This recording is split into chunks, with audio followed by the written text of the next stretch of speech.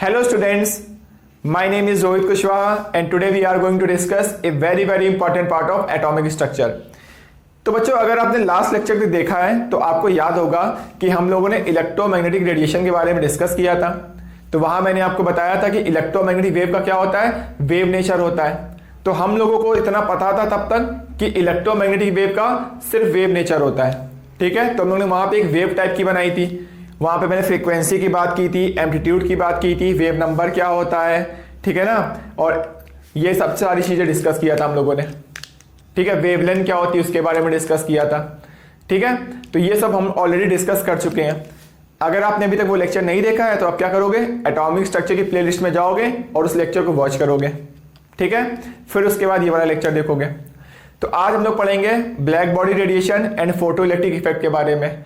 तो जब ये दोनों आए तो इनके बाद प्रूफ हुआ कि इलेक्ट्रोमैग्नेटिक वेव का वेव नेचर के साथ साथ पार्टिकल नेचर भी होता है, मतलब इलेक्ट्रोमैग्नेटिक वेव का ड्यूअल नेचर होता है, ठीक है। तो आज हम लोग पढ़ेंगे black body radiation and photo electric effect के बारे में। क्या मेरी बात समझ में आ रही है आप लोगों को? चलो ठीक है। और बच्चों आपको याद होगा कि लास्ट क्लास में हम लोगों ने पढ़ा था कि जो आयरन है या कोई भी सब्सटेंस है कलर कैसे शो करता है, उसके दो रीजन होते हैं। एक तो एब्जॉर्प्शन की वजह से शो करता है और एक एमिशन की वजह से शो करता है, ठीक है। और वहां पे मैंने एक आयरन वाला केस लिया था। तो मैंने क्या किया था, एक मान लो आयरन है, आयरन को बहुत हीट कर दो, ठीक है। तो आयरन को हीट करके इस रूम में ले आओ, ठीक है। तो आयरन की मैंने एक रॉड ली, उसको बहुत हीट करके बहुत गर्म कर दिया, मतलब मान लो मैंने टेम्परेचर कर दिया 100 डिग्री सेल्सियस। तो तुम जैसे रूम में लाओगे, अब रूम में मैंने अंधेरा कर दिया, तो देखोगे थोड़ा वो ग्लो करने लगेगा, है ना। तो आयरन ग्लो क्यों कर रहा है? अब वो आयरन जो ग्लो कर रहा है उस पर तो कोई लाइट नहीं पड़ रही है, तो वो जो आयरन ग्लो कर रहा है वो एमिशन की वजह से कर रहा है। ये भी डिस्कस किया था हम लोगों ने, ठीक है। तो वहां पे आयरन क्या कर रहा है, इलेक्ट्रोमैग्नेटिक वेव को रेडिएट कर रहा है, एमिट कर रहा है, इसलिए वो क्या कर रहा है, कलर शो कर रहा है। यानी जैसे आयरन का रॉड क्या है, गर्म है, गर्म से क्या होगी, ठंडी होगी। तो गर्म से ठंडी होने के लिए क्या करेगी, वो एनर्जी का लॉस करेगी, है ना। तो एनर्जी का लॉस करेगी तो क्या रिलीज करेगी, इलेक्ट्रोमैग्नेटिक वेव रिलीज करेगी। और इलेक्ट्रोमैग्नेटिक वेव का काम क्या होता है, एनर्जी को एक लोकेशन से दूसरी लोकेशन तक पहुंचाने का काम होता है। तो वो क्या करेगा, इलेक्ट्रोमैग्नेटिक वेव को रेडिएट करेगा, मतलब एमिट करेगा, ठीक है। और आप कौन सी इलेक्ट्रोमैग्नेटिक वेव को देख सकते हो, जो सिर्फ विजिबल रेंज में आती है, सिर्फ आप उसी को देख सकते हो, बाकी इलेक्ट्रोमैग्नेटिक वेव को आप देख नहीं सकते हो। क्या मेरी बात समझ में आ रही है आप लोगों को? ठीक है। तो बच्चों बिना टाइम वेस्ट किए हम लोग आज का टॉपिक अभी स्टार्ट करते हैं। तो यहां तक मैंने लास्ट क्लास में डिस्कस किया था। अब बच्चों जैसे देखो, हम लोगों ने लास्ट क्लास में आयरन का केस लिया था। अब कोई बच्चा बोलेगा नहीं सर आप लकड़ी के केस में बताओ या कोई दूसरा मेटल लेके बताओ, ठीक है। तो बच्चों अब यहां पर एक आइडियल केस माना गया है, इसलिए हमने बोला है द आइडियल ब्लैक बॉडी। तो देखो आइडियल ब्लैक बॉडी क्या होती है ये आपको जानना पड़ेगा पहले तो एक black body, ideal black body क्या होगी, जैसे आयरन वाला केस में क्या था, आयरन क्या कर रहा था, फ्रीक्वेंसी यानी क्या, एनर्जी को एब्जॉर्ब कर रहा था, या बोल ले सकते हो एनर्जी मतलब वेवलेंथ की बात हो सकती है, फ्रीक्वेंसी की बात हो सकती है ना।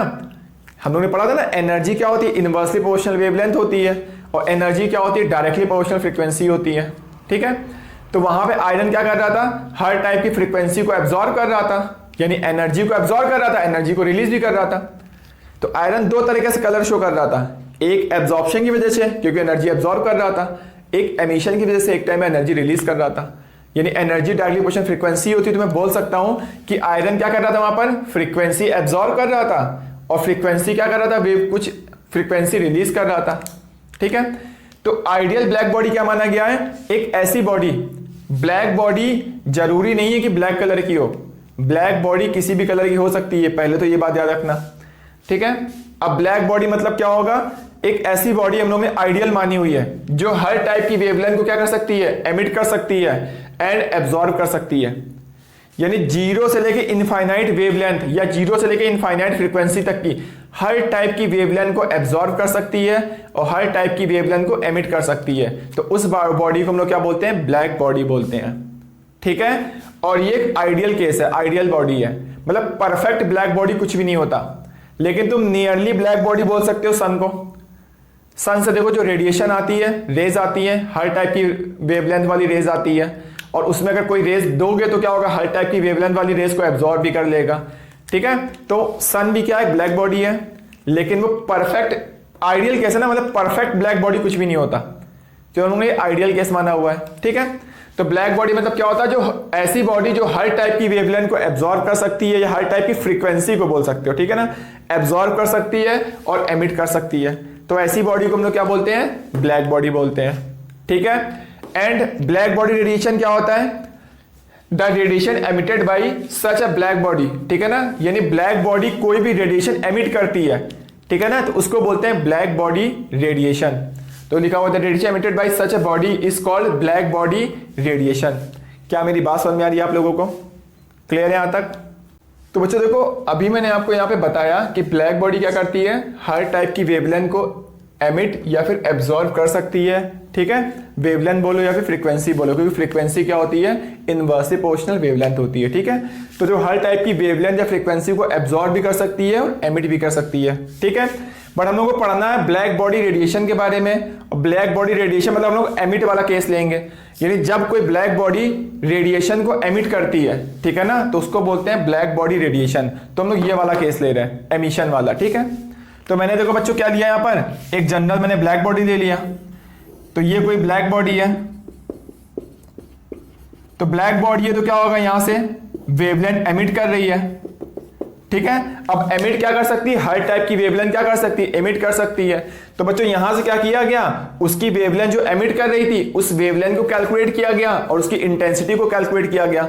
तो वेवलेंथ और इंटेंसिटी कैलकुलेट करने के बाद देखो बच्चों यहां पे ग्राफ बनाया गया। ठीक है, देखो मैं ग्राफ बता दे रहा हूं, इंटेंसिटी वर्सेस यस वेवलेंथ का ग्राफ बनाया गया, और ये ग्राफ देखो बच्चों ऐसा कुछ आ रहा था, और ये ग्राफ आपको याद रखना है क्योंकि एक्सपेरिमेंटल ग्राफ है। ठीक है, तो ये ग्राफ देखो ऐसा आया, ये ग्राफ है, आपको एनसीईआरटी में मिल जाएगा ये वाला ग्राफ, तो आप लोग इस ग्राफ को याद रखना है। ठीक है, चलो फिर ठीक है, बहुत अच्छी बात है। मैं देखो इस ग्राफ को और थोड़ा अच्छे से बना देता हूं, ये हो गया, यानी जीरो से लेके इनफाइनाइट तक कोई भी ब्लैक बॉडी क्या होगी, हर टाइप की वेवलेंथ एमिट कर सकती है, हर टाइप की फ्रीक्वेंसी एमिट कर सकती है। ठीक है, यानी जीरो से लेके इनफाइनाइट तक हर टाइप की वेवलेंथ एमिट कर सकती है। ठीक है, बट कुछ वेवलेंथ क्या होगी, कुछ टाइप की वेवलेंथ क्या होगी, कम एमिट करेगी। देखो जैसे कि यहां पर लो वेवलेंथ वाली, लो वेवलेंथ की देखो यहां पे क्या कर रहा है, रेडिएशन कम एमिट कर रहा है, हाई वेवलेंथ की रेडिएशन कम एमिट कर रहा है, मैक्सिमम पार्ट कौन सा एमिट कर रहा है, तो मैक्सिमम पार्ट एक वो होगा जो क्या होगी, एक कॉमन वेवलेंथ होगी। तो देखो इस वाली वेवलेंथ का देखो पार्ट क्या है, इंटेंसिटी देखो सबसे ज्यादा है, इनका देखो नंबर क्या है, बहुत ज्यादा है। तो बच्चों ये वाला जो ग्राफ है लिख देता हूं, ये जो ग्राफ है ये एक्सपेरिमेंटल है, तो ये एक्सपेरिमेंटल ग्राफ है, ये आपको याद रखना है बच्चों। ठीक है ना, चलो ठीक है, यानी ब्लैक बॉडी क्या करती है, हर टाइप की ब्लैक बॉडी रेडिएशन पड़ रहा है तो हर टाइप की वेवलेंथ एमिट कर सकती है। तो एमिशन से हम लोगों ने क्या देखा कि कौन कौन सी वेवलेंथ एमिट कर रही है ना, तो वहां से हम लोगों ने क्या किया, इंटेंसिटी भी कैलकुलेट किया, वेवलेंथ भी कैलकुलेट किया एक्सपेरिमेंट से, और उसका मैंने ग्राफ बना दिया, तो ग्राफ ऐसा कुछ आया। ठीक है, अब बच्चों देखो क्या होगा, एक फॉर्मूला मैं आपको बता रहा हूं, ये हम लोग फिजिक्स में पढ़ते हैं, देखो बता दे रहा हूं। तो फिजिक्स में हम लोग क्या पढ़ते हैं कि जो इंटेंसिटी एक फॉर्मूला आता है, और ये फॉर्मूला आपको फिजिक्स में पढ़ाया जाएगा। तो इंटेंसिटी क्या होती है, 1/λ² के डायरेक्टली प्रोपोर्शनल होती है। ठीक है, तो यहां पर एक फॉर्मूला को फिजिक्स में पढ़ाया जाएगा, मैं नहीं पढ़ाऊंगा, अगर आप चाहो तो अपने फिजिक्स वाले टीचर से पूछ सकते हो, वो आपको इजीली बता सकते हैं। ठीक है ना, तो वो पूछ लेना सर कि सर आप ये वाला फॉर्मूला मुझे कब पढ़ाएंगे।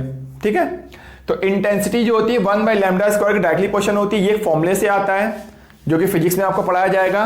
तो यहां से अगर इंटेंसिटी वर्सेस लैम्डा का ग्राफ बनाओगे, क्योंकि यहां पर क्या माना गया है, इलेक्ट्रोमैग्नेटिक वेव का वेव नेचर माना गया है, वेव नेचर माना गया, तो यहां पर तुम अगर ग्राफ बनाओ, ग्राफ ऐसा कुछ आता है, देखो यहां पे ग्राफ बनाओगे तो ग्राफ ऐसा कुछ आएगा।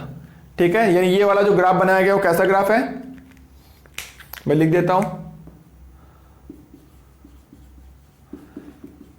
ये थ्योरेटिकल ग्राफ हो गया।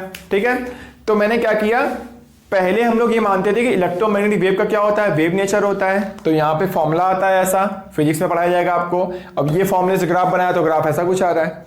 फिर हम लोगों ने क्या किया, ब्लैक बॉडी रेडिएशन वाले से देखा, ब्लैक बॉडी रेडिएशन जब थ्योरी आई तो वहां से क्या हो रहा था, हर टाइप की वेवलेंथ एमिट कर सकता है, बट कोई वेवलेंथ ज्यादा एमिट कर सकती है, कोई वेवलेंथ कम एमिट कर सकती है, तो ग्राफ ऐसा कुछ बना। तो एक्सपेरिमेंट से इंटेंसिटी वर्सेस वेवलेंथ की वैल्यू कैलकुलेट की तो ग्राफ ऐसा कुछ आया।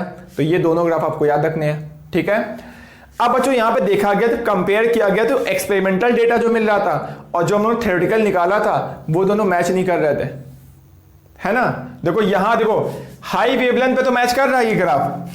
देखो यहां पे ऑलमोस्ट क्या इनमें ज्यादा, यहां पे मैंने गैप दिखा दिया, एक्चुअल में गैप नहीं है, बहुत पास पास है दोनों लाइनें, ठीक है। तो बच्चों देखो एक्सपेरिमेंटल थ्योरेटिकल में देखो यहां पर हाई वेवलेंथ पे तो ग्राफ मैच कर रहा है, लेकिन लो वेवलेंथ पे ग्राफ मैच नहीं कर रहा है। इसका मतलब जो हम लोगों ने स्टार्टिंग में माना था कि इलेक्ट्रोमैग्नेटिक वेव का सिर्फ वेव नेचर होता है, वो पार्ट गलत है ना। यानी वहां पे इसके बाद फिर ऐड किया गया कि इलेक्ट्रोमैग्नेटिक वेव का वेव नेचर के साथ साथ पार्टिकल नेचर भी होता है, ठीक है ना। तो आप पहले इतने पार्ट को नोट कर लीजिए जल्दी से।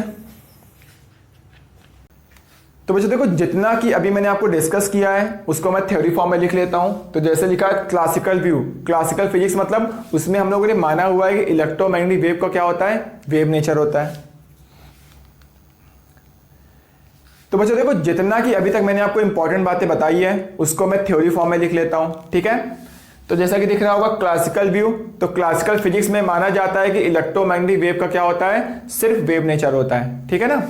तो classical view was quite successful at low frequency. तो देखो बच्चों फ्रीक्वेंसी क्या होती है, equal to C by lambda होता है। सी मतलब क्या होता है, सारी इलेक्ट्रोमैग्नेटिक वेव की स्पीड क्या होती है, स्पीड ऑफ लाइट के बराबर, ये स्पीड ऑफ लाइट है, ठीक है। तो फ्रीक्वेंसी बच्चों क्या होता है, इनवर्सली प्रोपोर्शनल वेवलेंथ होता है, क्लियर है। अगर मैं बोल रहा हूं यहां पर क्या होगा, वेवलेंथ हाई है, तो बताओ बच्चों फ्रीक्वेंसी क्या होगी, ये लो हो जाएगी, है ना। अगर ये वेवलेंथ लो है तो ये वाली वैल्यू क्या हो जाएगी, ये वैल्यू हाई हो जाएगी, क्योंकि दोनों क्या है, इनवर्सली प्रोपोर्शनल है, ठीक है। तो ये वाला ग्राफ देखो क्या होगा, हाई वेवलेंथ पे तो ग्राफ मैच कर रहा था लेकिन लो वेवलेंथ पे मैच नहीं कर रहा था। इसका मतलब क्या होगा, हाई फ्रीक्वेंसी पे मैच, देखो हाई फ्रीक्वेंसी पे मैच नहीं कर रहा था लेकिन लो फ्रीक्वेंसी पे मैच करेगा। लो फ्रीक्वेंसी मतलब हाई वेवलेंथ। तो वही देखो लिखा हुआ है quite successful at low frequency. Low frequency पे क्या था, मतलब हाई वेवलेंथ पे ग्राफ सक्सेसफुल था, देखो यहां पर देखो मैच कर गया, है ना, एक्सपेरिमेंटल डेटा और थ्योरेटिकल डेटा। लेकिन but failed at high frequency. High frequency मतलब लो वेवलेंथ, तो देखो लो वेवलेंथ में क्या हो गया, ग्राफ फेल हो गया, यहां देखो मैच नहीं कर रहा है। एज इट अप्रोचेस इंफिनिटी, बोला कि यहां पर क्या होगा, जब लो वेवलेंथ आ रही है तो देखो यहां पे ग्राफ क्या हो रहा है तुम्हारा, देखो एक्चुअल में लो वेवलेंथ पे देखो इंटेंसिटी की वैल्यू भी क्या आ रही है, लो आ रही है, एक्सपेरिमेंटली देखा गया। लेकिन थ्योरेटिकली देखो वैल्यू क्या आ रही है, इनफाइनाइट की ओर जा रही है। इसका मतलब ये वाला पॉइंट क्या गलत है, ठीक है ना। तो यहां से ये प्रूफ हुआ कि इलेक्ट्रोमैग्नेटिक वेव का वेव नेचर के साथ साथ पार्टिकल नेचर भी है। शायद आपको और भी समझ में नहीं आया होगा कुछ लोगों को, तो मैं आपको अभी फोटॉन्स के टर्म में बताने वाला हूं। तो उसके लिए आप फोटो इलेक्ट्रिक इफेक्ट के बारे में डिस्कस करूंगा, तब आपको और अच्छे समझ में आ जाएगा। तो आप थोड़ा सा वेट करिए आप, ठीक है, धीरज रखिए आप। तो अभी हम लोग पढ़ेंगे प्लैंक्स क्वांटम थ्योरी और फोटो इलेक्ट्रिक इफेक्ट, तब आपको सारी चीजें बहुत अच्छे से क्लियर होने वाली हैं, ठीक है ना। तो जल्दी से आप इस पार्ट को नोट कर लीजिए पहले तो।